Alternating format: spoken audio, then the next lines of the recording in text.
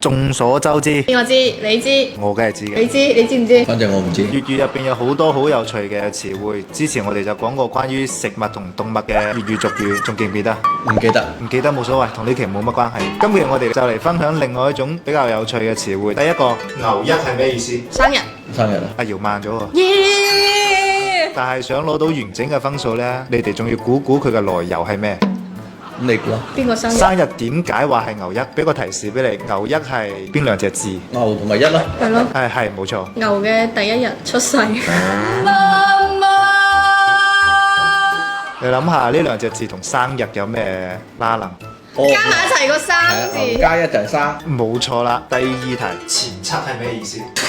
邊個前邊個？邊個前邊個七啊？同車有關嘅前七啊？準備報廢嘅車。